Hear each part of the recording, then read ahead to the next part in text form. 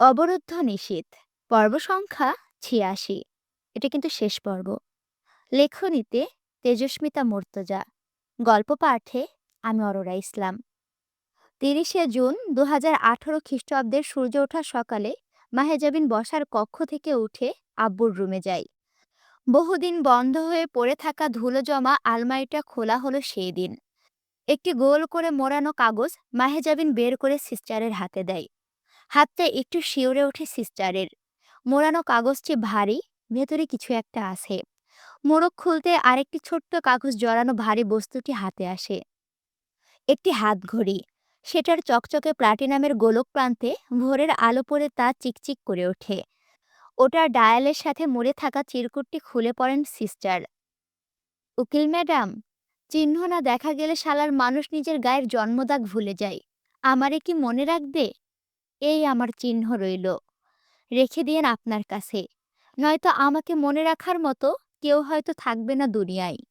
কেউ মনে না রাখলে এই দুনিয়া দিব্যি একটা আস্ত জয়ামিরকে ভুলে যাবে। এইটা ঠিক না। বড় সাহেব দিছিল আমার ২৫তম জন্মদিনে, ২০১২-তে। ৭৫তমতেও যেন থাকে আপনার কাছে। ততদিন আমি থাকবো না। ও হ্যাঁ, এইটা সেই ঘড়ি যেটা আমার হাতে ছিল সেই দিন, যেই দিন আপনার সাথে ভার্সিটির মাঠে আমার প্রথম দেখা। আবার ওই দিনও যেদিন আপনার নামে আমি একটা বলি চড়াইতে আসছি। এই শালা ঘড়ি আমার জন্য কুফা, আস্ত একখান বেইমান। থাকে আমার হাতে, অথচ শালার কাটা টিকটিক করে আপনার নামে। তো ওইটা আপনার কাছেই থাকুক। সিস্টার ৭বার পড়লেন লেখাটুকু। হাতটা শিরশির করছে বোধহয়। এলোমেলো নজর তুলে তাকালেন মাহেজাবিনের দিকে। মাহেজাবিন মৃদু হেসে ভুরু নাচায়। ঘড়িখানা দেখতে ইশারা করে। জয়ামির হাতঘড়ির ক্ষেত্রে খুব শৌখিন ছিল। সব অক্ষত থাকলে নিশ্চয়ই আজও পটোয়ারি বাড়িতে তার কক্ষের আলমারিতে নামিদামি ব্র্যান্ডের বেশ কয়েকটি ঘড়ি তোলা আছে। সেইকো, অ্যাস্টেন, পাটেক ফিলিপ, ক্যাসিও। সিস্টার ঘড়িখানা হাতে তুলে নেন। বেশ ভারী। অডেমাস পিগুয়েট ব্র্যান্ডের রয়্যাল এক মডেল হাতঘড়ি ওটা। দাম কম বেশি লাখখানেক হবার কথা। এক অন্ধকার সমুদ্র অথবা কালচে স্যাফারার, মানে স্যাফারার বলতে নীলমণি। রত্নরঙা ঘড়িটির ডায়ালটিতে সিস্টারের চোখ ধাঁধায়। ওটার ডায়ালের যে গম্ভীর রং, তার আনুষ্ঠানিক নাম মূলত ব্লু গান্ধ ট্যাপিসেরি। সেই চকচকে ডায়ালে জয়ামিরের চিহ্নরূপে লেপ্টে আছে পুরনো কয়েকবার শুকনো লাল তরলের ছাপ। একটা বলি চড়ানোর দিনে পরিহিত ঘড়ি যে রক্তটুকু জয়ামিরের, এটা সিস্টার জানেন। কারণ সেই রক্তে হাত ছুঁয়ে ওনার মনে হচ্ছে এই রক্ত খুব চেনা, বহু পুরনো জানাশোনা। উনাকে চোখের ছটফটানি দেখে মাহেজাবিন হাসে। কেমন লাগছে আপনার?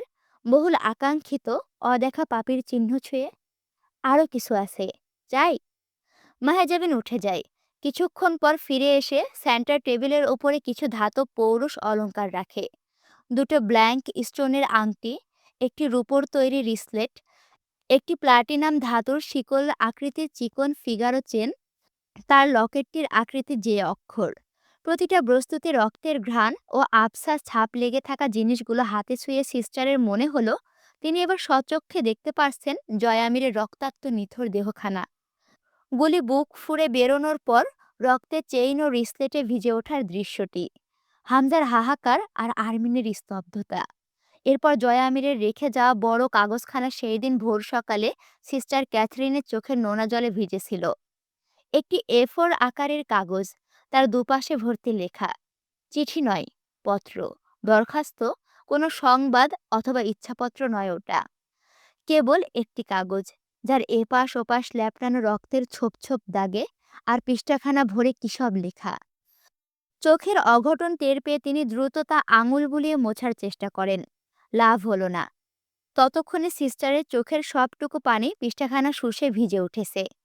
ওই তো কাগজের তৃষ্ণা মিটেছে কিনা বলা যায় না, কিন্তু সিস্টারের তৃষ্ণা বাড়ল। সে তৃষ্ণা মেটানোর প্রথম ধাপে তিনি জানতে চাইলেন মাহেজাবিনের ২০১৫ থেকে ২০১৮ অবধি আসার যাত্রা সম্বন্ধে কৌতূহল গাঢ়। একের পর এক প্রশ্ন করেছিলেন। অনার্স শেষ বয়সে থেকে মাহেজাবিন পড়াশোনায় মনোযোগী হতে হয়েছিল পুরোদমে। ওই সময়টাতে নিরাপত্তা দেওয়ার জন্য কবির চুপিসারে সর্বদা প্রস্তুত ছিল বাহিনী নিয়ে। এটার পিছনে তুলিরও হাত ছিল। সে শ্বশুরবাড়ি থেকে মায়ের বাড়ি আসার মতো তখনই নাইরে আসে মাহেজাবিনের কাছে। সেই নারীকে নিরাপত্তা না দিলে সে কবিরের ঘর না করতেও পারে। কিন্তু এটা মাহেজাবিনের পছন্দ ছিল না। এখানে একটা ঋণ জমা হবার ব্যাপার-স্যাপার রয়ে যায়। কারো কাছে ঋণী হলে মানুষের মেরুদণ্ড ভেঙে যায়। এক্ষেত্রে বিনয়ী হতে হয়। আর বিনয়ী কেবলই মানুষকে সত্য থেকে পিছপা করে। তবুও কবির পিছু ছাড়েনি। এছাড়াও সে নিরাপত্তা পেয়েছিল মুরসালিনের শুভাকাঙ্ক্ষীদের কাছে, মরিয়মের খাতিরে। মরিয়মকে মুরসালিন যাদের কাছে রেখে যাত্রায় বেরিয়েছিল, তারা মরিয়মের দেখভাল করা নারীটির নিরাপত্তা দিতে সদা প্রস্তুত, যেটা খুব সক্রিয় কিন্তু আড়ালে। তারা নীরবে রোজ আমজাদ সাহেবের বাড়ি তো অবশ্যই, সঙ্গে মাহেজাবিনের বাইরে চলাচলের সময়টাতেও পেছনে থেকেছে বারবার। আরও ছিলেন মানসিক সঙ্গের জন্য দোলন সাহেব।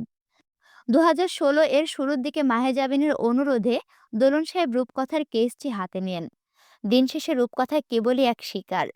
ততদিনে অবশ্য রূপকথার ভেতরে থেকে মুক্তির সমস্ত আকাঙ্ক্ষা ফুরিয়ে গিয়েছিল। কিন্তু দোলন সাহেবের প্রচেষ্টায় সে খালাস পেল বাংলাদেশ আইনি বন্দিশালা নামক উন্মাদখানা থেকে। তাকে নিতে আসার জন্য কেউ নেই জেনে বেরোবার পর সে পেয়েছিল এক অনাকাঙ্ক্ষিত নারীকে, যাকে সে কারাগারে বসে দিনের পর দিন একটিবার দেখা করতে আসা মানুষদের কাতারে চেয়েছে।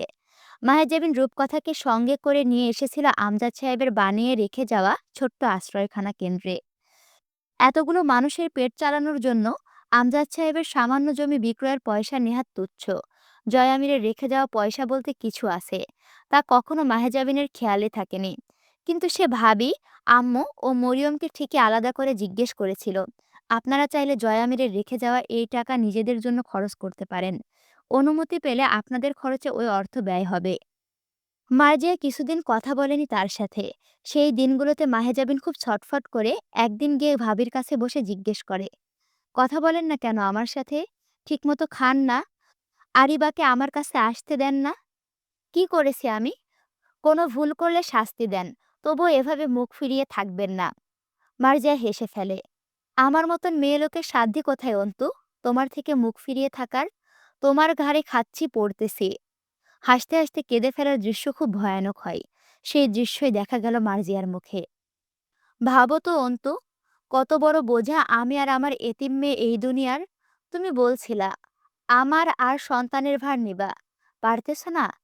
তুমি আমার আর আমার মেয়ের পেট চালাইতে সেই লোকের পয়সায় নির্ভর করতে চাও, যে আমার সোহাগ কাড়ছে আমার কাছ থেকে, আমার পেটের মেয়েরে এতিম বানাইছে। বলো, এর চাইতে লজ্জার কিছু হইতে আছে? বলো তো অন্তু, দুনিয়ার ওপর কোনো মা মেয়ে কতটা ভারী হইলে স্বামী আর বাপের খুনির পয়সা খাওয়ার কথা ওঠে, বলো। মাহেজাবিনের হাত দুটো চেপে ধরে অঝরে কেঁদে ফেলল মার্জিয়া। এত খাই আমরা, তোমার যাতে ভার না হয়। আমি না দর্জির কাজ করি অন্তু, তুমি কেন একটাবার ভাবলা না এই কথা আমার সামনে উচ্চারণ করা ঠিক হবে না তোমার? আমি জানি আমি অকাল বিধবা, আমার স্বামী নাই, একটা দুধের মেয়ে। তাই বলে তুমি আমার স্বামীর খুনের রক্তমাখা পয়সা আমার জন্য বরাদ্দ করতে চাইবা অন্তু? আমার তো বাপের বাড়ি সচ্ছল না অন্তু, তাই আমি চাইলেও ওদের কাছে যাইতে পারবো না। মাহেজাবিন সহ্য করতে না পেরে ধমকে উঠল, চুপ করুন আপনি, কথা বলার সুযোগই দিচ্ছেন না। পাগল হয়েছেন? আমাকে কি পাথর লাগে আপনাদের? অমানুষ জানোয়ার ভাবতে ভালো লাগে সবার? সবাই কি মনে করেন নিজেদেরকে? এক আপনাদের ব্যথা আছে, শোক আছে, ঘেন্না আছে, অভিযোগ আছে, আর আমি গাছ। গাছেরও তো ব্যথা থাকে, আপনারা কেউ সেটা ভাবেন না আমায়। মাহেজাবিনের চোখ ছলছল করে, কিন্তু জল গড়ানোর অনুমতি নেই বলে গাল শুকনো রয়ে যায়। ওটা আমার দেনমোহরের টাকা। আসামি হিসেবে ওটা অন্তত স্বামী হিসেবে দিয়ে গেছে আমার আসামি। আমি এই যে এই অপদার্থ জীবনকে সেই নরকের অতিথির কাছে বিক্রি করেছিলাম বাপ আর সমাজের দায়ে, সেই টাকা ওটা। ওটা অবশ্যই জয়ামিরের দেওয়া টাকা, কিন্তু ওতে অধিকার শুধু আমার। তাহলে তুমি কেন আজ পর্যন্ত ওই টাকা থেকে এক আনা পয়সা খরচ করো নাই নিজের জন্য? অসুখে যে মরবা কখন জানি, এক পয়সাও কেন নিজের জন্য ভাঙো না? তাইলে আমার মেয়ে আর আমার জন্য ওই টাকার প্রশ্ন উঠাইলা কেন? মাহেজাবিনের কাছে জবাব নেই। সে চুপচাপ উঠে চলে এসেছিল মার্জিয়াকে শান্তিমতো কাঁদতে দিয়ে। মার্জিয়ার মতন রাবেয়া কথা বন্ধ করেননি, শুধু চুপচাপ কিছুক্ষণ চেয়ে থেকে বলেছিলেন, তোর বাপের পয়সা আমার জন্য যথেষ্ট হচ্ছে না অন্তু? খুব বেশি হয়ে যাচ্ছে আমার খরচা। মাহেজাবিন লজ্জায় আর তাকাতে পারেনি আম্মুর দিকে। আর মরিয়ম বলেছিলেন, আমি তো জয়ের জিম্মায় আসি নাই, আইসি আমজাদ ভাইজানের মেয়ের আশ্রয়ে। সুতরাং জয় আমিরের সঁপে যাওয়া সম্পত্তির দলিল, নগদ অর্থের চেক বই প্রভৃতি রাবেয়ার কক্ষের আলমারিতে ধুলোয় ভারী হতে লাগলো। জমি বিক্রির টাকা থেকে সামান্য কিছু টাকা নিজের পড়ালেখার জন্য রেখে বাকি সবটা চিকিৎসা, পোশাক, খাবারে লেগে যেতে লাগলো। কিন্তু নিজের মারাত্মক অসুস্থতাকে এড়িয়ে যেতে মাহেজাবিনের দক্ষ। আরিবাকে একটি সুন্দর জীবন দেওয়ার প্রতিশ্রুতি মিথ্যা হতে লাগলো। তার দুধের দাম, যাবতীয় খরচায় সে হিমশিম খেতে লাগলো। পরনে ছেঁড়া জামাটাকেও দেখে ফেলার আগেই রাতেই সেলাই করে নেওয়া রোজকার কর্ম হয়ে দাঁড়ালো। তার তখন শুধু একজন ফিজিওলজিস্ট নয়, সঙ্গে সাইকোলজিস্ট নিয়মিতভাবে প্রয়োজন। সারাদিন যেমন তেমন, রাতগুলো ভয়াবহ। মানসিক অসুস্থতা চরম পর্যায়ে পৌঁছাতে লাগলো। মাঝে মধ্যে মানসিক যন্ত্রণা আত্মহত্যার লোভ দেখাতে অবধি ছাড়েনি তাকে। চেহারার লাবণ্য, মুখের হাসি, শরীরের সুস্থতা বিলীন হয়ে গেল। শুধু চলতে লাগলো তার জীবনযুদ্ধ ও পড়ালেখা। মার্জিয়া সেলাই মেশিনে পা চালাতে চালাতে তাকে ডেকে প্রায়শই বলতো, তুমি জানো তুমি পাগল, অন্যভাবে এইটারে বলে বদ্ধ উন্মাদ। নইলে অমনে মানুষ বাঁচে, এটা পারে। আপনার কথা বলুন, আপনি যুবতী নারী ভাবি, ছোট্ট একটা মেয়ে আপনার। বিয়ে করতে রাজি হন, আমি ব্যবস্থা করব। এই জীবন এভাবে যাবে না। তুমি কি চাও আমি সব ভুলে অন্য কারোর সাথে সুখী হব? স্বপ্নের মতো সহজ সব? আর আমার মেয়ে অন্য লোকের ঘরে বোঝা হবে? ওকে আমি রাখবো। বাপহীন জীবন আমার মেয়ে জীবন পাওয়ার আগেই পাইছে অন্তু। মাহীন জীবন আমি তাকে দিব না। তুমি কি বলো? মনে আছে? নিজে যেমন বিয়ে বলতে একবার, একজন, এক জনম বোঝো, তোমার নাকি এক জীবনে এক নারীত্বে এক পুরুষই সয়। আমাকেও তাই বুঝতে দাও। তাও তো তোমার স্বামী ছিল পাপীদের সর্দার, আর আমার কিনা এক নাজুক শিকার। এ কথা আর কোনোদিন বলো না আমাকে। এই পর্যায়ে সিস্টার ক্যাথরিন এক টুকরো হেসে বলেছিলেন, আমি তোমার গল্পে বহুবার ঘুরে মাঝে মধ্যে এক জায়গায় ঠেকেছি মাহেজাবিন। সতী নারী তুমি, অথচ বিধাতা তোমার সতীত্বের কি কঠোর পরীক্ষা নিলেন বলো তো। সতী নারীকে তিনি পতি দিলেন পাপী। এত পাপ তোমার প্রতি করেছে, অথচ তার এক চুল হক তুমি নষ্ট করনি, তার অজান্তে। জয় আমিরের হাতের বৈবাহিক রেখা খারাপ ছিল না বলো। একটিবার সেই খুনির হাত দুটো দেখলে আরো ভালো করে বুঝতাম সে কি করে সতী পেল। সে সতী পায়নি মাদাম, সতীত্ব লুট করে তবে গ্রহণ করেছিল আমায়। আমি যখন তার হয়েছি আর সতী ছিলাম না। গর্ধব তুমি, চুপ করে শোনো আমার কথা। হিন্দু পুরাণ পড়েছ? না। সেখানে বলা আছে, সতী নারীর চোখের জলের অভিশাপে রাজ্য পুড়ে ছাই হয়, বুঝলে? মাহেজাবিন চুপ করে রয়। সে কি সত্যি সতী নারী? স্বেচ্ছায় একটু অসতী সে হতে পারেনি কখনো। আরও এমন ঘটনা আছে, সিস্টার সেসব শুনলে আরও বেশি করে এইসব বলবেন। সেসবের মাঝে মাহেজাবিনের কাছে একদিন সংবাদ এসেছিল, পরাগ আজগরের ফাঁসির রায় দিয়েছে। পরাগ একটিবার তার সঙ্গে দেখা করতে চাই। মাহেজাবিন গেল না। পরপুরুষের সঙ্গে অকারণে দেখা করার প্রশ্নই ওঠে না। তবে খারাপ লাগলো কিছুটা, কিন্তু রূপকথা অনুরোধ করলে সে যায়নি। তার কাছে তখনও জীবন্ত যন্ত্রণা পলাশের রুফটপের শেষ সন্ধ্যারাত, যেখানে তাকে অসৎ হাত ছুঁয়ে দিয়েছিল আর পরাগ আড়ালে তার প্রতিনিধিত্ব করেছিল। মাহেজাবিনের লেখাপড়ার পরিকল্পনা আমজাদ সাহেব ঠিক করে রেখে গিয়েছিলেন। মাহেজাবিনের ইচ্ছে ছিল কোনো স্বনামধন্য সরকারি বিশ্ববিদ্যালয় থেকে এলএলবিতে অনার্স শেষ করে মাস্টার্স অফ ল করার, উচ্চতর শিক্ষা সমেত উকিল হবার। আমজাদ সাহেব আপত্তি করলেন। মাহেজাবিনকে নিজ জেলায় কবিপ্রবিতে সমাজবিজ্ঞানে অনার্স করাতে মনস্থির করলেন তিনি। এরপর অনার্স শেষে ২ বছর মেয়াদী এলএলবি কোর্স শেষ করে বার কাউন্সিল পরীক্ষায় বসানোর পরিকল্পনা চূড়ান্ত হলো। কিন্তু মাহেজাবিনের বরাবরই মনে হয়েছে এটা তার জন্য খুব বড় কোনো ক্যারিয়ার হবে না। তবে সেই হিসেবে পড়ালেখা চলতে লাগলো তার। আমজাদ সাহেবের মৃত্যুবার্ষিকী ২৭ নভেম্বর তারিখে ২০১৬ সেই তারিখটিতে রাবেয়া খুব জেদ ধরেছিলেন স্বামী ও পুত্রের কবর জিয়ারত করতে যেতে। মাহাজাবিনের সাহসে কোলায় না বিষয়টা। সে শেষবার যেবার উন্মাদের মতো ছুটে আব্বুর কবরে চলে গেছিল, তাকে ধরে এনেছিল জয়ামির। আজ মাকে নিয়ে গেলে না জানি মায়ের চেয়ে সে বেশি বেসামাল হয়। সঙ্গে তাই ভাবিকে নিয়েছিল। এটাও ভুল সিদ্ধান্ত হলো। দুজন আরো বেশি বেকায়দায় হয়ে পড়ল। তার একটা কারণ আছে। অন্তুর কাছে রোজ আমজাদ সাহেব আসছেন, কথা বলছেন, সময় দিচ্ছেন। রাবেয়া মার্জিয়া তো তা পায় না। মার্জিয়াকে সামলানো গেলেও রাবেয়ার কি হলো কে জানে। বহুক্ষণ যাবৎ নিথর হয়ে কবরস্থানের ফটক চেপে ধরে অপলক চেয়েছিলেন স্বামী সন্তানের কবরের দিকে। এরপর একদম শান্ত শীতল বাড়ি ফিরলেন। বাড়ি ফিরে রাবেয়া স্ট্রোক করলেন। ঠিক যে সময়ে আমজাদ সাহেবের স্ট্রোক হয়েছিল, রাত্রির সেই তৃতীয় প্রহরে আরেকটি কালরাত্রি নামল মাহেজাবিনের জীবনে। বাড়িতে পুরুষ বলতে কেউ নেই, কিন্তু ঠিক গেট খুলে মরিয়ম কয়েকটি যুবক ও পুরুষকে ভেতরে নিয়ে এলেন খুব স্বাভাবিকভাবে। সেই দিন মাহেজাবিন জানতে পারল তাদের বাড়িটা দিনরাত নিরাপত্তায় ঘেরা, যেন তার অনিষ্ট করতে কেউ এ মুখও না হতে পারে। রাবেয়াকে নিয়ে 6 দিন একাধারে হাসপাতালে কাটানোর পর ডাক্তার রাতে বলে গেলেন কাল পরশু রিলিজ করা যেতে পারে। She is out of danger. কথাটা বলা ঠিক হলো না, কারণ ওই কথা শুনে সেই রাতের শেষে ফজরের ওয়াক্তে রাবেয়া মস্তিষ্কে বড় স্ট্রোকটা হাসপাতালের অবস্থাকালে ঘটল। শিরা সরাসরি রক্তপাত। মাহজাবিন সেইবার প্রথমবার মনস্থির করেছিল জয়ামিরের পয়সা খরচ করার। দরকার পড়লে সেই অপারেশনে সে সব টাকা খরচ করে দেবে। এই নিয়ত করার পরও ডাক্তাররা ঘাড় নাড়লেন। মানে কি? মাহজাবিন বুঝতে চায় না সেই ঘাড় নাড়ার মানে। জীবনকে সে এত স্বেচ্ছাচরিত্র কোনোভাবে করতে দিতে পারেন না। জীবন পেয়েছে কি তাকে? ডাক্তারদের কাজ কি? একবার ঘাড় নেড়েছে, আব্বু পালিয়েছে তাতে। আবার সেই ঘাড় নাড়ানি। সেই সকাল পেরিয়ে সন্ধ্যা হবার আগে রাবেয়ার জবান বন্ধ হয়ে গেল। তখন মাহেজাবিন আসরের ওয়াক্তে জোহরের কাজা নামাজ আদায় করছে হাসপাতালের নোংরা বারান্দার কোণে। মরিয়ম গিয়ে আলগোছে তুলে আনেন মাহেজাবিনকে। মাহেজাবিন এসে দেখে আম্মু কাঁদছে। বাপ মায়ের ওপর সমস্ত বিশ্বাস সেই দিন মাহেজাবিনের ফুরিয়ে গেল। এরা এক একটা চূড়ান্ত পর্যায়ে বেঈমান। খুব মায়ায় পালে, তারপর সংকটে রেখে হাসপাতালে শুয়ে কাছে ডেকে নিয়ে এক দৃষ্টে তাকিয়ে থেকে কাঁদে। এই কান্নার একটা বিশেষত্ব আছে। এই কান্নার পর চোখ বুজে ফেলে এরা। তারপর হাজার কিছুতেও আর চোখ খোলে না, কোনোভাবেই না। মাহেজাবিন এক এক কদম পেছায়। তার ক্ষোভ ফেটে পড়ে।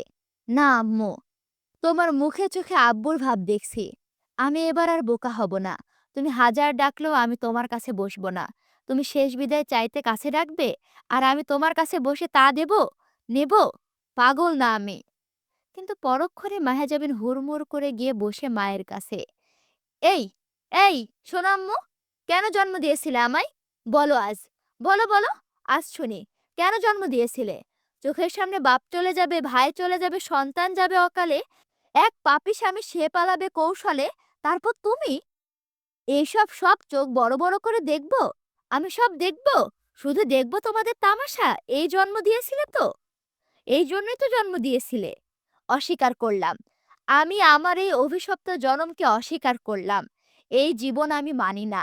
আমি এত বড় আয়ু চাইনি। নাকি তোমরা সবাই নিজেদের আয়ু কেটে কেটে আমাকে দিয়ে যাচ্ছ, যাতে আমি বেঁচে থাকি আর দেখি এই সাজার জনম না ফুরাক আমার। কিসের সাজা আম্মু? কিসের সাজা তুমি বলো? জন্ম তো তুমি দিয়েছো। জন্মে কোনো পাপ থাকলে তোমার জানার কথা। বলে দাও আজ। আমার রইল কি? কি নিয়ে বাঁচার জন্য জন্ম দিলে?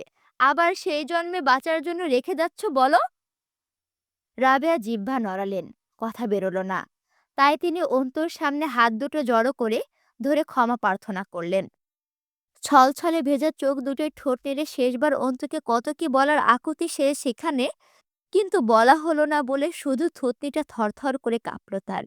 মাহেজাবিন সহ্য করতে না পেরে আম্মুর শীতল দেহটা তুলে বুকের সাথে জাপটে মিশিয়ে ধরে। যেও না আম্মু, আমার আর কেউ নেই এই দুনিয়ায়, বিশ্বাস করো। বাপ, ভাই, সন্তান, স্বামী, আশ্রয় কিচ্ছু নেই। আমার মাথায় তেল দেবার জন্য একটা তোমার মতো সরলাকে খুব দরকার পড়বে। কোথায় পাবো? কোথায় যাব? একজন চলে গেছে আমাকে রাস্তা পার হওয়া না শিখিয়ে। তুমিও যাচ্ছ? কেউ বললে না, চল অন্তু, সঙ্গে চল। এত খারাপ না আমি, বিশ্বাস করো। কেউ তো সঙ্গে থাকো, কেউ তো থাকো, কেউ তো থাকো আমার। এত বড় দুনিয়ায় আমি একা বিলীন হয়ে যাব আম্মু। আমার গর্ভে এক টুকরো ধন ওরা ছিঁড়ে নিয়েছে। যার গর্ভে আমি ছিলাম সে আমার মায়া ছিঁড়ে চলে যাচ্ছে। আমার অপরাধ কি? ততক্ষণে মাহেজাবিনকে বলেনি। তার অভিযোগ শোনার বদলে তার আম্মু অনেকক্ষণ আগেই তার বুকের সাথে মিশে থাকার নাম করে চুপিসারে পালিয়েছে। ১৯৯৩ খ্রিস্টাব্দে জন্মানো মাহেজাবিন আরমিন অন্তু তার বয়স প্রায় ২৪ হতে না হতে সকল রক্তের সম্পর্ক থেকে মুক্ত হলো সেই বছর। চারটিখানি কথা নয়, একটি মেয়ে যার জীবনে নিজের বলতে কিচ্ছু না থাকার এই মহান প্রাপ্তি অর্জনের সাধ্যি সবার থাকে না। সেই বছরই অনার্স শেষ করে ২০১৭-তে তাকে ভর্তি হতে হলো ল কোর্সে। তখন থেকে দোলন সাহেবের সঙ্গে নিয়মিত যোগাযোগ ও আলোচনা থাকতে লাগলো।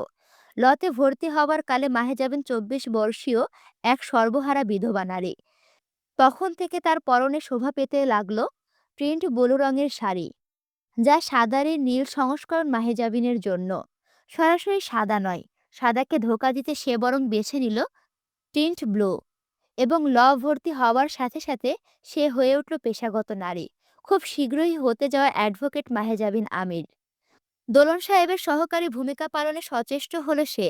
মামলা সংক্রান্ত নথি পর্যবেক্ষণ, মক্কেলদের সঙ্গে টুকটাক আলোচনা, ঘটনা শোনা ও নিজে চিন্তা করা, দোলন সাহেবের প্রতিক্রিয়া ও চলন খেয়াল করা ইত্যাদির সাথে সাথে কোর্টে শুনানিতে হাজির হওয়া, আদালতের প্রক্রিয়া, বিচারকদের বক্তব্য, পর্যবেক্ষণ ও সিদ্ধান্ত অনুধাবন, দেশ সমাজের পরিস্থিতি নিজের মধ্যে পর্যালোচনা, এ পর্যায়ে সে ভীষণ ব্যস্ত হয়ে পড়ল।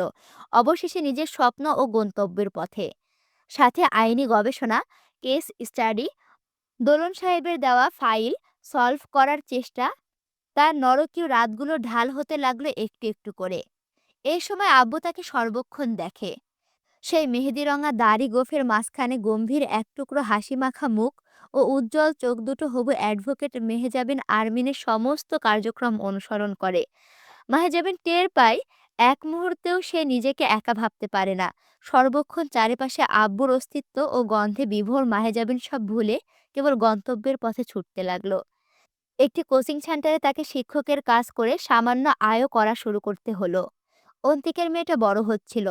তাকে একটি সুন্দর জীবন দেওয়ার দায় যে তার। এলএলবির প্রথম বর্ষ শেষ করে ২০১৮-তে দ্বিতীয় বর্ষে উন্নতি হবার পর পুরনো বিপদে হাতছানি দিতে লাগলো তাকে। এতদিন তার কাছে জয় আমির আরও ২টি আমানত ছিল। একটি কুড়াল ও জয় আমিরের নিজের ব্যবহৃত পিস্তলটি, সেমি অটোমেটিক গ্রান্ড পাওয়ার K100। পিস্তলটি যখন তার কাছে আসে ওটার ম্যাগাজিন ছিল খালি। তাই দোলন সাহেব মাহেজাবিনকে দুটো 9mm প্যারাবুলাম ক্যালিবারের বুলেট দিয়েছিলেন। সেটা বাড়িতেই থেকেছে, কখনো সঙ্গী করে বাইরে বের হওয়া হয়নি। ২০১৮-তে সেই কাঙ্ক্ষিত নির্বাচনের হিড়িক লাগলো। যেই নির্বাচনকে কেন্দ্র করে হামজার রক্ত ও নীতিহীনতায় হাত ও প্রবৃত্তি ডুবিয়েছিল, সেই নির্বাচনী বছর এলো। কিন্তু হামজা ততদিনে হুইল চেয়ারে লেপ্টে থাকা এক শ্বাস গ্রহণকারী মরাদেহ। এই বছরগুলোতে নেহাত কমবার হামজার ওপর হামলা হয়নি, কিন্তু উল্লেখ্য কিছু করার যায়নি। প্রায় আড়াইটা বছর মাহেজাবিনকে ধরে বধ করার কম প্রচেষ্টা বাপ্পি ও তার দলবল চায়নি। মাহেজাবিনও হাতে আসেনি তাদের। তাই নির্বাচনের আগে সে ক্ষতগুলো দগদগ করে উঠল। এর যথাযথ কারণ আছে। বাপ্পি কাকাকে হামজা কতটা যত্ন সহকারে খুন করার পরে তার কোনো উল্লেখযোগ্য শাস্তি হয়নি। জয়ের বউ কামরুলকে খুন করার পরও তার কোনো শাস্তি না হয়ে বরং আইন পড়ছে। অথচ মাঝখান থেকে কাকা চলে যাওয়ায় তাদের দল ছুট হয়েছে। নতুন ও প্রতিপক্ষরা নির্বাচনে অংশ নেওয়ার জন্য প্রস্তুত, অথচ কাকা নেই। জয়ের বউ ও হামজাকে শেষ করা খুব দরকারি মনে হলো এই পর্যায়ে। ওই দুটো তাদের গলার কাটার মতো বিঁধছিল বিগত দিনগুলোতে। ক্যালেন্ডার বলছে ২০১৮ ফেব্রুয়ারি চলে। হামজা বই পড়ার অভ্যাসটা রয়ে গেছে তখনও। বিগত দিনগুলোতে চিকিৎসার পেছনে বেশ দৌড়েও কেবল উন্নতির মাঝে হাত ও মুখ সচল হয়েছে। পা দুটো চলাচল হলেও মেরুদণ্ড যেখানে অচল, নিচ থেকে হাঁটা চলা অসম্ভব। রিমি রাতের জন্য হালকা খাবার রান্না করে নিয়ে সেই দিন রুমে এলো রাত ১১টায়। হামজা বিছানায় হেডবোর্ডে হেলান দিয়ে ছাদ দেখছে। বইটা পাশে পড়ে আছে, চোখে চশমা খোলেনি। রিমি চুপচাপ গিয়ে বারান্দায় দাঁড়ায়। ফেব্রুয়ারির মাঝামাঝি সময়, শীত ভালোই, তবুও তার খারাপ লাগলো না ঠান্ডা হাওয়ায়। গা শিনশিনে বাতাস। বারান্দা থেকে ঘাড় ফেরালে আধছোঁয়া হামজাকে দেখা যায়। স্বাস্থ্য আর আগের মতো বলবান সুঠাম নেই। শরীর শুকিয়ে শীর্ণ হয়ে এসেছে মেডিসিন, ড্রাগ ও থেরাপির প্রভাবে। চোখের নিচে কয়লার কালি, কোটরের খুব ভেতরে অসুস্থ, ফ্যাকাশে লাল চোখ দুটো। আজ খুব একটা চাতুর্য দেখা যায় না। শান্তভাব চিরচারিতভাবে রয়ে গেছে।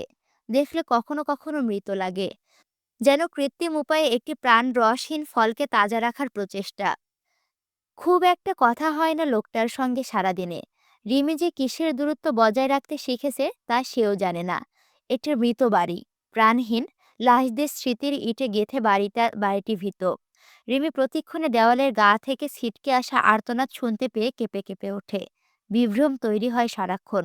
সে তরুকে দেখে, জয়কে দেখে হাত পা না ধুয়ে ঘাম মাখা শরীরে টেবিলটাই খেতে বসতে। আরমিনকে দেখে রান্নাঘরে রান্না করতে। ভ্রূণটিতে রিমি নিজে হাতে পটোয়ারি বাড়ির বাগানের এক কোণে দাফন করেছিল। রোজ সেখানে 2 ঘন্টা সে কাটায়। কিন্তু যখন সে সেখান থেকে উঠে আসে, চলে আসে, সে টের পায় তার পেছন থেকে জয়ামিরের সন্তানও উঠে সঙ্গে সঙ্গে আসছে। সে আজ বড় হয়ে গেছে। তার বয়স 2.5 বছর। সে রিমির সাথে সাথে ভুর ভুর করে ঘুরে বেড়ায় সারা বাড়ি। বাপের বন্ধ কক্ষটা দেখে। সেখানে তার বাপের যুগকাল কেটেছে। হয়তো দরজা খোলা পেলে সে গিয়ে দেওয়ালে টাঙানো ছবিগুলো অভিভূত চোখে দেখত। এই কক্ষে তার মায়ের গন্ধও মিশে আছে। কিন্তু মা এই বাড়িতে কখনো আসে না। কেবল তার পরিচয়টুকু সঙ্গে করে ছুটে বেড়াচ্ছে বিক্ষিপ্ত ফোটানোর ন্যায়। এত সব বিভ্রমের ভিড়ে হামজাকে আলাদা করে দেওয়ার মতো সময় রিমির হাতে থাকে না। বহুদিন সে রাতে ঘুমায়নি। চোখের পাতা মিলিত করা খুব দুঃসাধ্য। বিরাট একটা মৃত বাড়িতে মৃত একটি পাপীর জীবিত লাশের পাশে ঘুমানো যায় না। তবুও চুপচাপ শ্বাস আটকে ঘুমের ভান করার অভ্যাস হয়ে গেছে। কিন্তু 2 দিন আগে শেষ রাতের দিকে তার সেই ভান ভেঙে হামজা ডেকে বলল, এখানে পড়ে আছো কেন? তো কোথায় যাব? যাওয়ার জায়গা নেই বলে পড়ে আছো? না, এটা আমার ভাগ্য। ভাগ্য বলতে কিছু হয় না রিমি। চলে যাও। কোথায় যাব? দুনিয়াটা অনেক বড়। আমার দুনিয়া খুব ছোট। তার বাইরে আমার কিচ্ছু নেই। সে ছিল যখন আমি তোমায় ধরে রেখেছিলাম। আজ তুমি মুক্ত। তবুও এখানে জোর করে পড়ে থেকো না। রিমি, তুমি কি করুণা করছো আমার ওপর? জোর করে পড়ে আছি কে বলল? আপনি সুস্থ হন, চলে যাব। এটা যদি ভালোবাসা হয় তো ঠকে যাবে তুমি। আর কি ঠকব? আমি সুস্থ হলে আবার পাপ করব। এবার আগের বারের চেয়েও নিকৃষ্ট হবে সেই সব পাপ। তাহলে তো আমার উচিত নয় আপনার সেবা করা? হামজা হেসে ফেলল। সেটাই তো বলছি, ছেড়ে দাও। পাপ করতেই জন্মেছেন? আমি জানি না রিমি। আমার জন্ম সম্বন্ধে আমার জানাশোনা নেই। কেন জন্মেছি তা জানতে হলে জন্ম কোথায় এবং কাদের ঘরে হয়েছে তা জানা জরুরি ছিল। রিমির কঠোরতা আর নির্লিপ্ততা এখানে ফুরালো। সে শাড়ির আঁচল ঠিক করে বুকে তুলে নিয়ে উঠে বসে। আর কেন পাপ করবেন? কি কারণে? কোন উদ্দেশ্যে? আমি কয়েকটি খুন করব রিমি। একটু বিশৃঙ্খলা করব সমাজ আর আইনকে খুব নোংরাভাবে ভেঙে দেওয়ার চেষ্টা করব। পাগল হয়েছেন আপনি? না, আমার মস্তিষ্ক এখনো ঠিক আছে। আইন তো ভেঙেছিনি। আইন কবে মানছেন আপনি? না, আইনত বৈধ কাজ আমি করিনি ঠিকই, তবে আইনের ওপর আমার কোনো বিদ্বেষ ছিল না। এখন কেন জন্মেছে? আইন জয়ামিরকে মেরেছে তাই? হামজা একদৃষ্টে অনেকক্ষণ তাকিয়ে রইল। তারপর অদ্ভুত অলৌকিক সুরে বলল, এইমাত্র জয় এসেছিল আমার শিয়রে। অনেকক্ষণ দাঁড়িয়ে থাকলো। একটু দুষ্টু হাসল। কয়েকবার ভাই বলে ডাকল। কিন্তু আমি উঠলাম না, চোখ খুললাম না।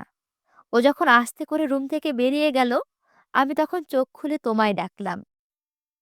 রিমির গা শিউরে উঠল। শিরশির করে উঠল শরীর।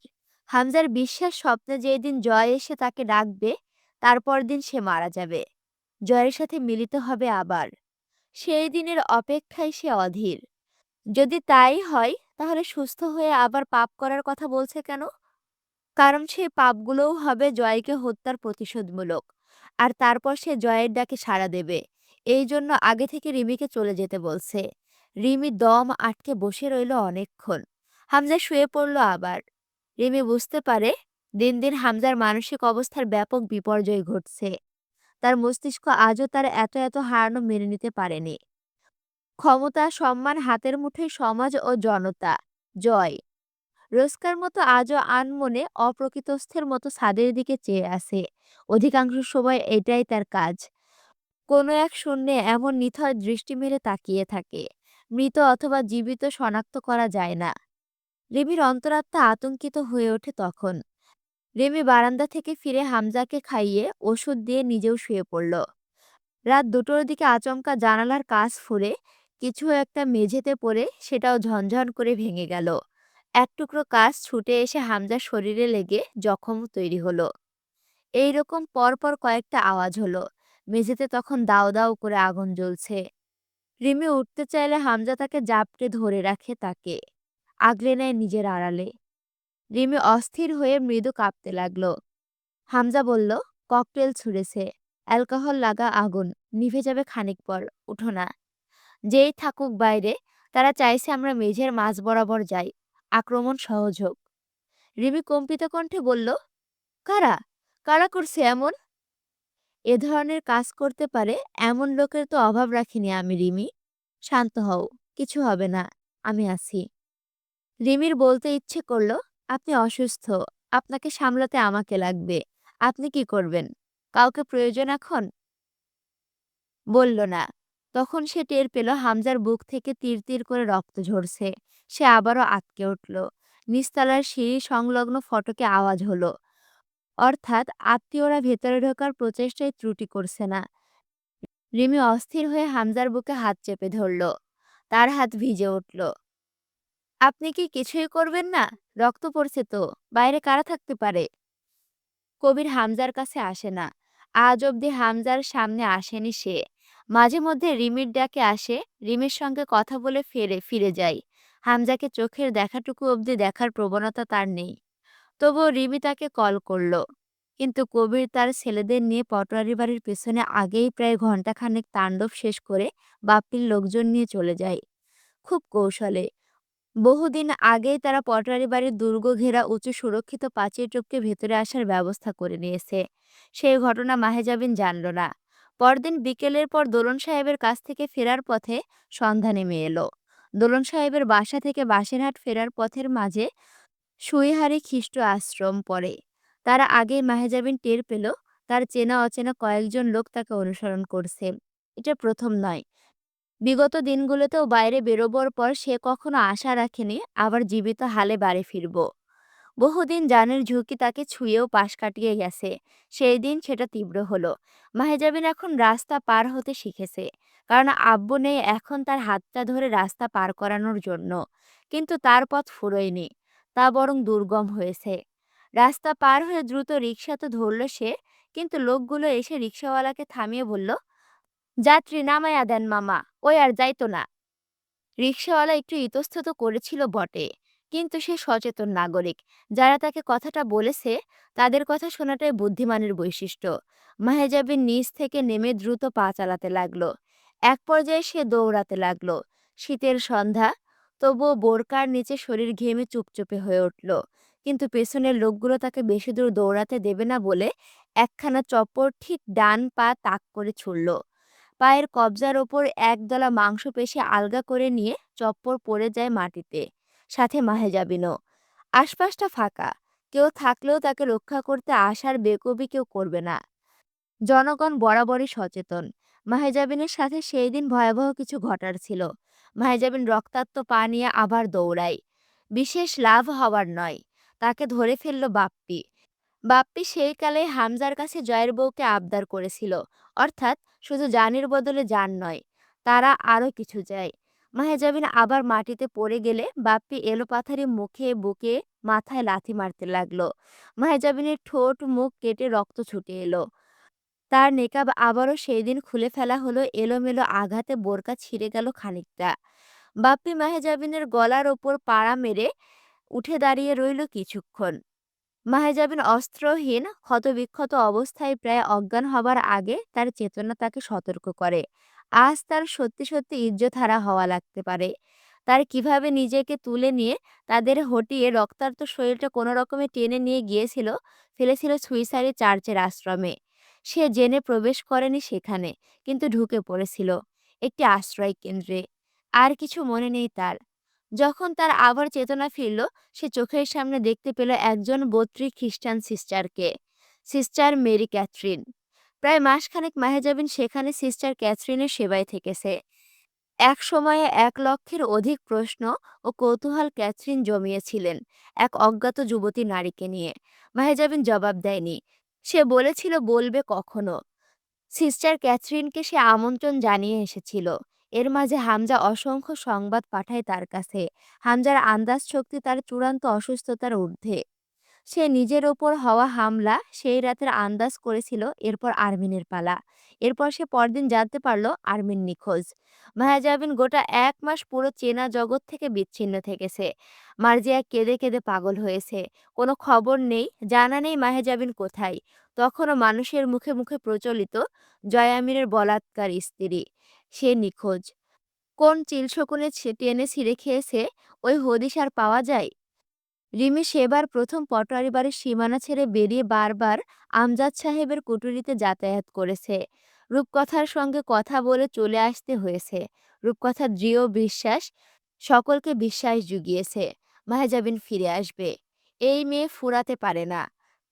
তার জীবন সেসব ঝড়ে টালমাটাল হয়ে আজও বহমান।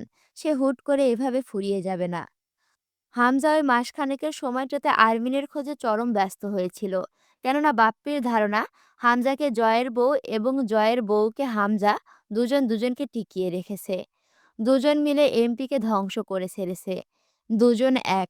সুতরাং দুজন চিরবিরোধী দুশ্মন ঘটনাক্রমে এক বাপ্পির দুশ্মন হয়ে ওঠার ব্যাপারটিতে হামজা হেসেছিল। সে নিজেও চিন্তিত হয়ে উঠেছিল বিরোধী নারীর এভাবে নিখোঁজ হওয়ার ঘটনায়। মাসখানেক পর কিছুটা সুস্থ হয়ে খোঁড়া পায়ে মাহেজাবিন বাড়ি ফিরল। তার পরদিনই হামজার লোক এলো মাহেজাবিনের কাছে। মাহেজাবিনের দীর্ঘশ্বাস ফেলে এটা বুঝে যে তাকে এখন অবধি হামজার নজরে রেখেছে। এই লুকোচুরি খেলা শেষ কোথায়? হামজা তাকে এক পাক পটোয়ারি বাড়িতে ডেকেছে। কিছু আলাপ আলোচনা করার আছে। তার জবাবে মাহেজাবিন ক্লান্ত হাতে একখানা ছোট্ট চিঠি লিখেছিল কেবল। আপনার সঙ্গে আমার কোনো আলাপ আলোচনা থাকতে পারে না। শেষবার যেখানে দেখা হয়েছিল, আমি আশা রাখি আবার দেখাটা আমার আপনার সেইখানেই হবে। সেদিন আপনার বিপক্ষে আইনজীবী হিসাবে আমি থাকলে খুব অবাক না হবার পরামর্শ থাকবে আমার, এবং কথাও সেইখানেই হবে। আপনি আসামি এবং আমি প্রসিকিউটর হিসাবে আপনার কথা হবে আশা করি। খুব শীঘ্রই। ততদিন অপেক্ষা করুন এবং যথাসম্ভব সুস্থ হন। আপনার সুস্থতা একান্তই কাম্য। পুনশ্চ রিমিকে আমার অনুরাগ জানাবেন। সে এসেছিল আমার সঙ্গে দেখা করতে, দেখা হয়নি। তাকে আসতে বলবেন। আমি আর কখনো পটোয়ারি বাড়িতে পা রাখব না। তা বলে তার সঙ্গে আমার পরিচয় ফুরাবে না। এরপর গুনে গুনে কেটে গেল মাঝখানে কম বেশি ৩টে মাস। হঠাৎ করে একদিন ২৯শে জুন বিকেলে মাহেজাবিনের ঠিকানায় এসে পৌঁছালেন সিস্টার ক্যাথরিন মাহেজাবিনের জীবনে আসা অবরুদ্ধ নিশীথগুলোর বিবরণ শুনতে। মাহেজাবিনের ল শেষ হতে খুব বেশি দেরি নাই, আর কিছুদিন। এরপর বার কাউন্সিল পরীক্ষা। সেখানে উত্তীর্ণ হলে সে একজন আইনজীবী, অ্যাডভোকেট মাহেজাবিন আমির। সিস্টার ক্যাথরিন অতীত শুনতে শুনতে গোটা একটা রাত, তারপরেও একটা দিন অবধি মাহেজাবিনের কাছে কাটিয়ে গিয়েছিলেন। সাথে প্রতিশ্রুতি নিয়ে গিয়েছিলেন খুব শীঘ্রই একটিবার পটোয়ারি বাড়িতে মাহেজাবিনকে সঙ্গে নিয়ে তিনি যেতে চান। মাহেজাবিন যেতে না চাইলেও জোরপূর্বক নিয়ে যেতে চান। জয় আমিরের ফটো দেখতে চান। হামজার অবস্থা তিনি স্বচক্ষে দেখতে চান। তার নিষ্পাপ বধূ রিমিকে দেখতে চান। কিন্তু পরিকল্পনা করাটা উচিত নয় জীবনে। সেই দিনের ৫ মাস পর মাহেজাবিন খবর পেল সুইহারি মাঠে একজন সিস্টার মেরি ক্যাথরিন মৃত্যুবরণ করেছেন। মাহেজাবিন গিয়েছিল দেখতে। তখন আর মাহেজাবিনের কাছে পটোয়ারি বাড়ি দেখার আবদার করা বদ্রী নারীটিও জীবিত নেই। তার আবদারে আরেকটি বার হয়তো মাহেজাবিন পটোয়ারি বাড়িতে এবং অভিশপ্ত আমির নিবাসে কদম রাখত। তার হয়নি। সিস্টার ক্যাথরিন কেবল মাঠে শিক্ষাদানের কাজই নয়, তিনি হাসপাতাল এবং আশ্রমগুলোতে অসুস্থদের সেবায় নিয়োজিত বদ্রী ছিলেন। তার কাছে গোপন রয়ে গেল মাহেজাবিনের এক জীবনের বিবরণ। এরপর আরেকটি বছর কেটে গেল সেই দিন থেকেও। যেই দিন মাহেজাবিন নিজের দুর্গম জীবনের অতীত পাতাগুলো মেলে ধরেছিল এক সংসারহীন নারীর কাছে। আজ আবার ২৯শে জুন, কিন্তু খ্রিস্টাব্দ ২০১৯। আজ সে একজন প্র্যাকটিসিং অ্যাডভোকেট। এই তারিখটি একটু অদ্ভুত। জয় আমিরের জন্মদিন এটি। এই বছর ৩২তম জন্মদিন। লোকটা জন্মদিনের হিসেবে মাহেজাবিনের কাছে কয়েকটি জিনিস গচ্ছিত রেখে গেছে। ৭৫তম জন্মদিন অবধি উল্লেখ করেছে সেগুলো রেখে দিতে, এবং সেই হিসাবের সাথে একটি রক্তমাখা ঘড়ি রেখে গেছে। যেটি বের করতে হলে একটি কাগজ টান করতে হয়। সেই কাগজটিতে জয়ামির কিছু হিবিজিবি লিখে রেখে গেছে। এইসব তারিখগুলোতে ঘড়িখানা হাতে নেবার পর মাহেজাবিন কাগজখানা নাড়তে চাড়তেই দু একটা চোখ বোলায়। চোখ বোলাতে গেলে একটিবার পড়ে ফেলে, আমি না মরলে এই কাগজ তোমার পাবার কথা না। আচ্ছা, আমি কি সারা বুড়া হয়ে মরছি? বয়স কত হইছিল? ২-৪টা বাচ্চা কাচ্চা হইছিল তোমার আমার? হাসি পেয়ে যাচ্ছে লিখতে বসে। জীবনে ভাবি নাই মরার আগে কোনোদিন এইসব ঢং করে মরা লাগবে। তো কেমন কাটে দিনকাল? সব ঠিকঠাক? এখন আমি নাই, আমার পাপ নাই। সুখ আছে? সুখ? সুখ কি জানো পাখি? শালার পাখিদের আবার রীতিনীতি নেই অন্য জাতের। তুমি যেই পাখিরে খাঁচায় পুষতে চাইবা, ওই শালা জীবনেও আপন হবে না। সুযোগ পাইলেই উড়াল মারবে। ফিরে তাকাবেও না। সহজ না ম্যাডাম।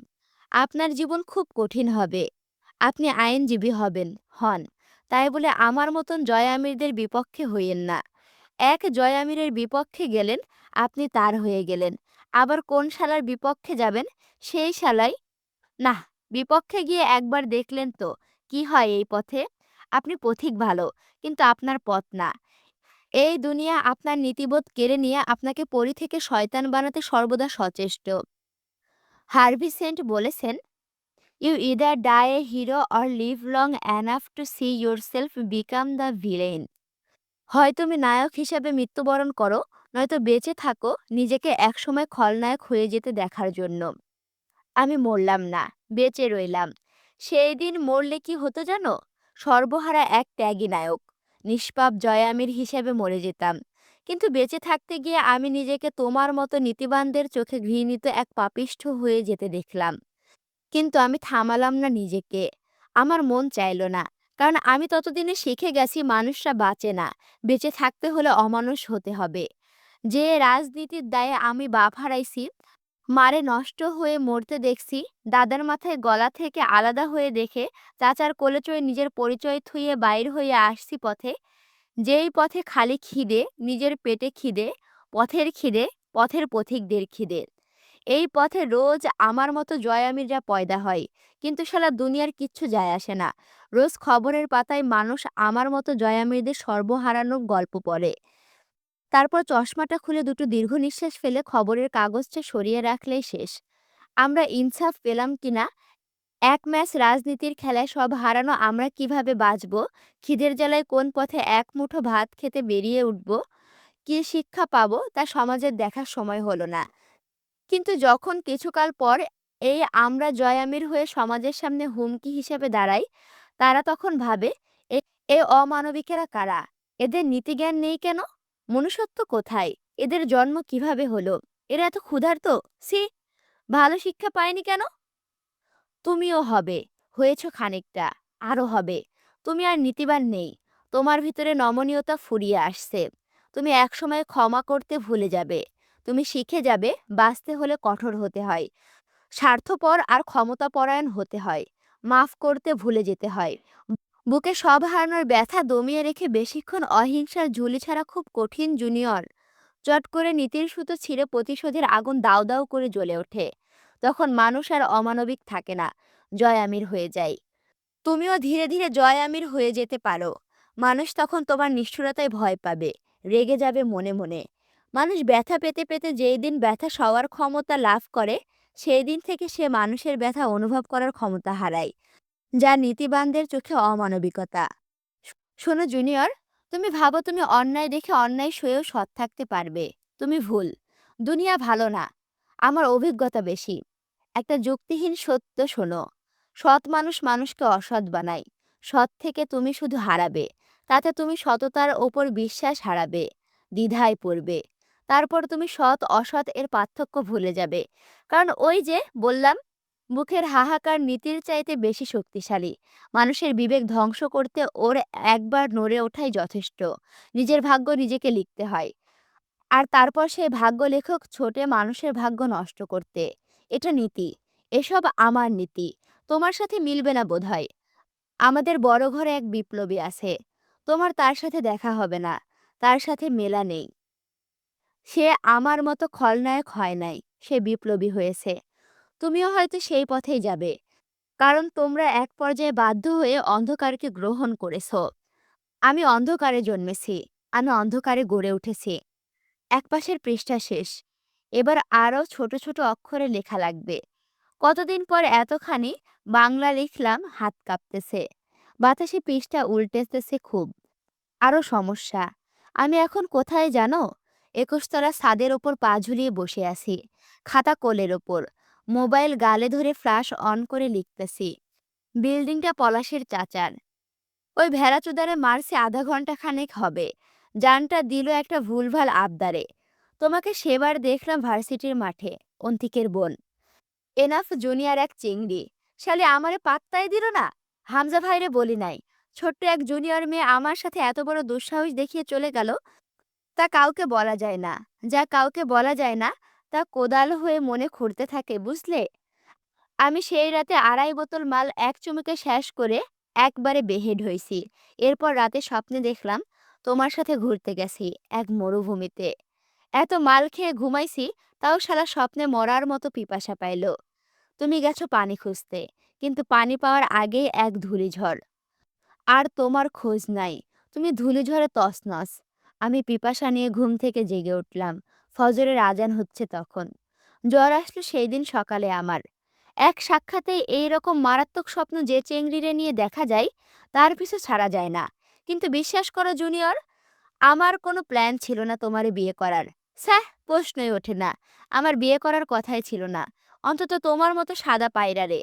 করলে তরুরে করা লাগতো মনে হয়। হামজা ভাইয়ের ইচ্ছাই। তোমার জন্যে জয় আমিন না।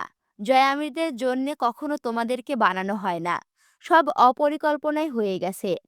কসম, আমি বিশ্বাসই করি নাই আর্মিনীরে আমি বিয়ে করছি। এই জন্য নিজেরে মানাইতে ২-৩ দিন তোমার বাপের বাড়িতে তোমারে দেখতেও গেছিলাম। সত্যি, এই ধরনের ঘটনা ঘটে গেছে কিনা। তো যা বলার জন্য এই বাল লিখতে বসা।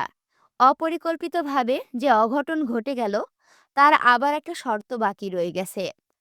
আমার তোমার বিয়ে ইসলাম মতে হয়েছে। এখানে দেনমোহরের কথা উঠছিল। আমি জানতাম ছাড়ার সময় এইটা দেওয়া লাগে। কিন্তু কাজী শালা বলল, ওটা তোমার হক। আদায় করে দিলাম। তোমার দেনমোহর শোধ। তো এখন কি? আমার সব ছোঁয়া ভুলে যাবা?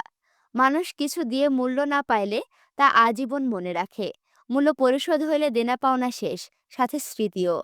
না, তুমি নিজেরা বিক্রি করো নাই। আবার কোনোদিন আমার নামেও করবা না, এটা নিশ্চিত। চাইলাম না তোমারে। যাও।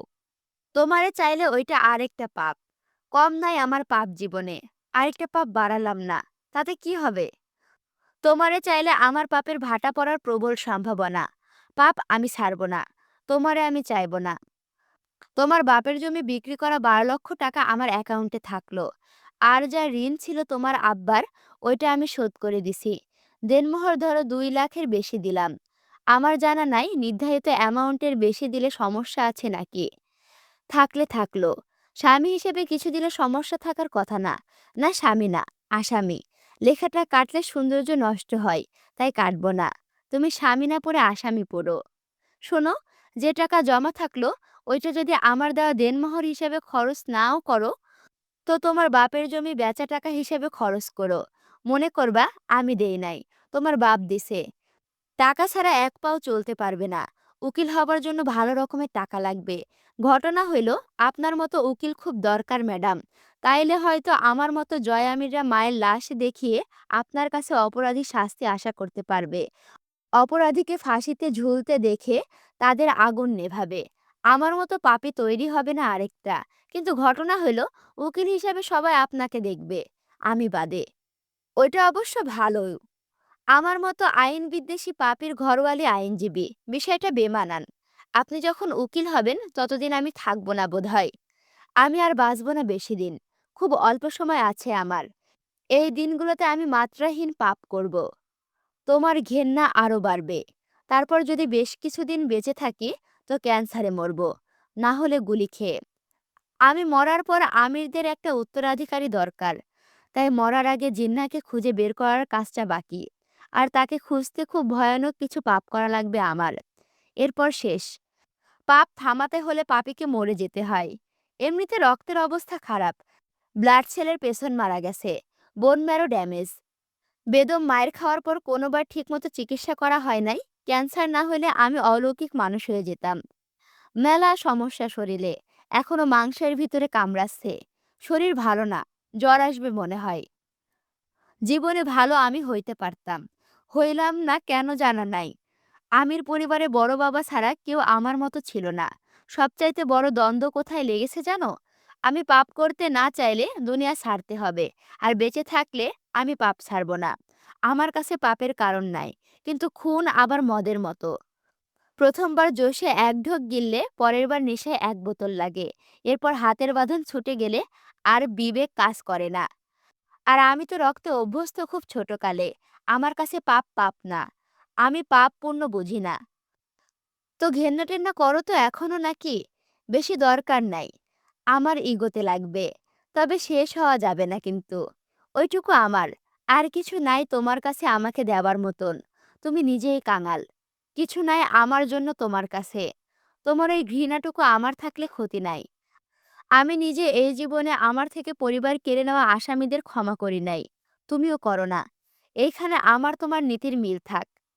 পৃষ্ঠার শেষের দিকে হাতও কাঁপতেছে খুব। এই কাগজ যখন তুমি পাবে, আমি তখন বহু দূর। এই পাপের জন্মে আর দেখা হবে না তোমার সাথে। তোমার চোখে ঘেন্নাও দেখার সুযোগটুকু হারিয়ে ফেলবো আমি। আমার তীর্থযাত্রা খুব সামনে। এখন আরেকটা গান মনে পড়তেছে। আমি মরে গেলে জানি তুমি কাঁদবে না, ওইখানে শেষ করে দিও। চাইবো না কিছুই তো আর, শুধু মনে রেখো কোনো একদিন। পৃষ্ঠা শেষ। আর এক লাইন লেখা যাবে। তো বিদায় আমার পাপী জনমের আকাঙ্ক্ষিত মেহমান, আমার ঘরের দুশ্মন। জয় বাংলা। কাগজ ফুরোয় এখানে। শেষের দিকে লেখাগুলো ক্রমান্বয়ে ছোট হয়েছে। লেখার ধাঁচ এলোমেলোভাবে এসেছে।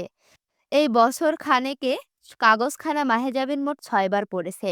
প্রথম যেদিন পড়েছিল ২ বার। এরপর তারিখ এলে পড়া হয়। এর একটা কারণ আছে। প্রত্যেকবার কাগজখানা পড়ার পর সেও ফিরতি কিছু লেখে। এবারও একখানা কাগজ তুলে নিয়ে লিখতে বসল। জয়ামির, আপনার কাগজখানা যখন আমি পেয়েছি, তার অনেক আগে আপনাকে সহ আমি ক্ষমা করে দিয়েছি আমার সকল অন্যায়কারীকে। আমার আপনার পথ কখনোই এক ছিল না। আপনি ধারণা করতেন পরিস্থিতি মানুষকে খারাপ বানায়, আমাকেও জয়ামির বানিয়ে তুলবে। না, আমি আপনার মতো কাফের হয়ে জন্মাইনি। আমি আজও এক সৃষ্টিকর্তায় ভরসা রাখি, যিনি আপনার হাল এমন করেছিলেন যে আপনার শত্রুরাও কেঁদেছে আপনার পরিণতিতে। যিনি আমার গুরুর পরিণতি এমন করে রেখেছেন, যা দেখে আমি অবধি তার পরিণতির ওপর সহানুভূতিশীল হয়ে উঠেছি। সে আল্লাহ তালাতেই এত কিছুর পরেও আমি অটল বিশ্বাস ও ভরসা রাখি। আপনার আশা আমায় নিয়ে ভুল ছিল।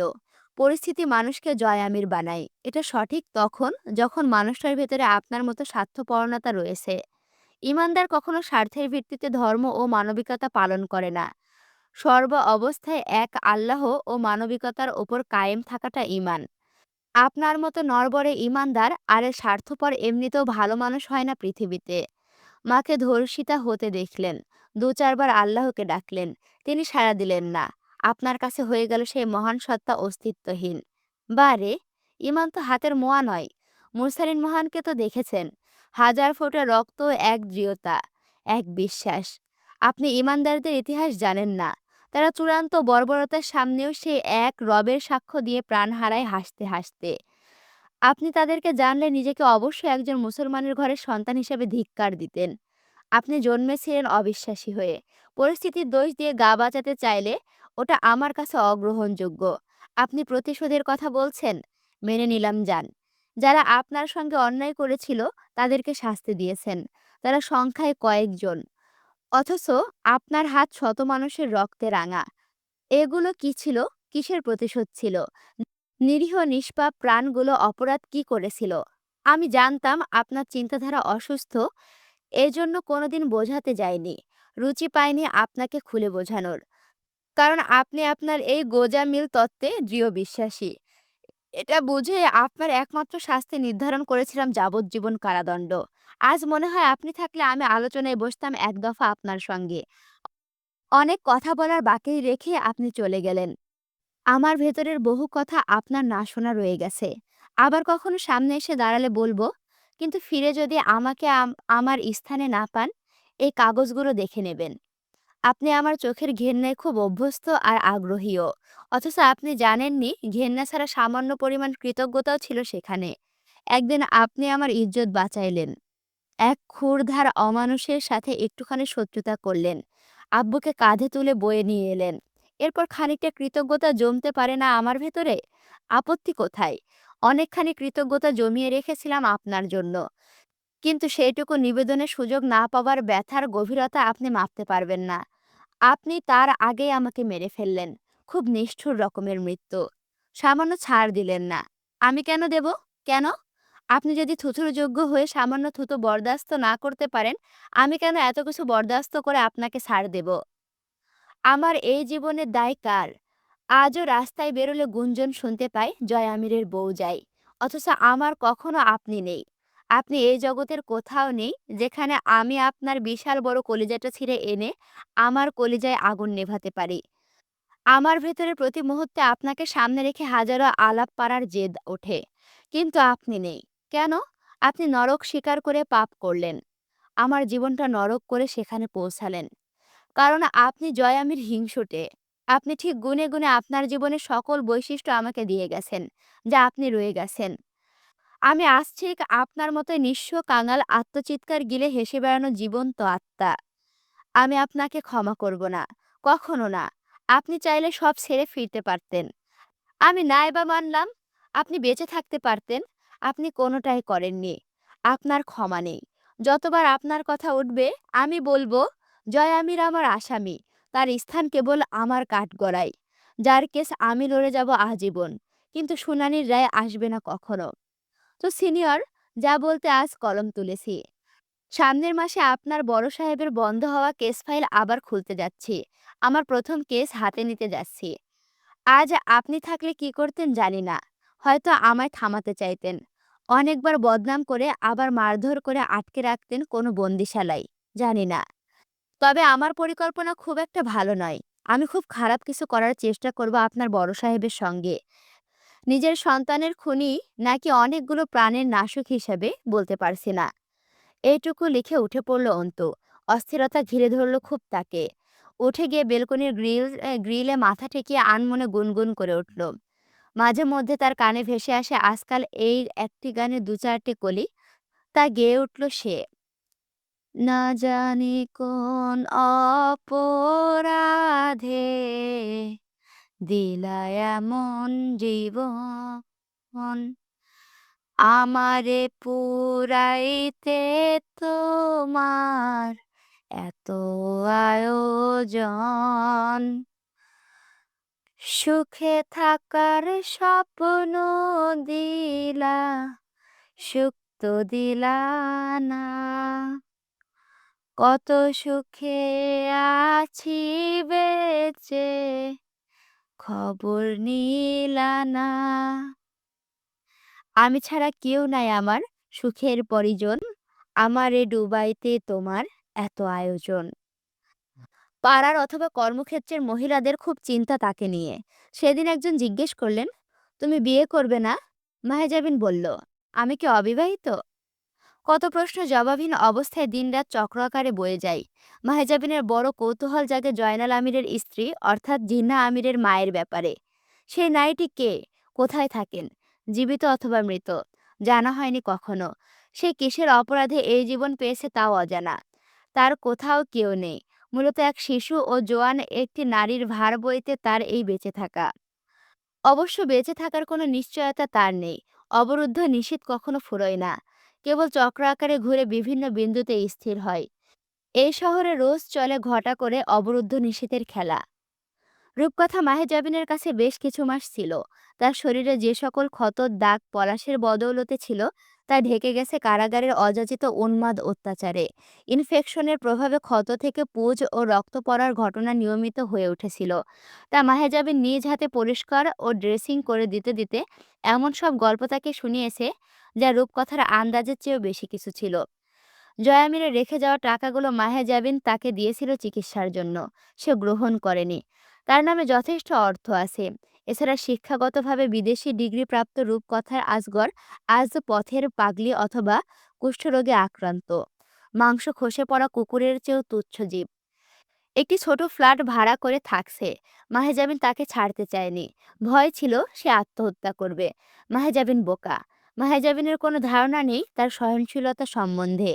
তার শরীরটা আজ ব্যথা অনুভূতিহীন ঘরের কোণে পড়ে থাকা আসবাবের মতো বইকি। একটি অসুস্থ পরিবার থেকে উঠে আসা অসুস্থ শরীর ও মনের অধিকারিণী কিনা সে। তার বাপের বিশাল বড় বাড়ি সিলগালা মারা। পলাশের আরও একটি বাড়ি আছে, যা পুলিশের অনাসক্ত, কিন্তু সে যায়নি। সে একটি নতুন ফ্ল্যাটের বেলকনিতে দেওয়ালের সাথে হেলান দিয়ে বসে পুরনো দিনগুলো স্মরণ করে হাসতে চায়। তার একটা শখ আছে, শরীরের ক্ষতগুলোতে পচন ধরা অবস্থায়।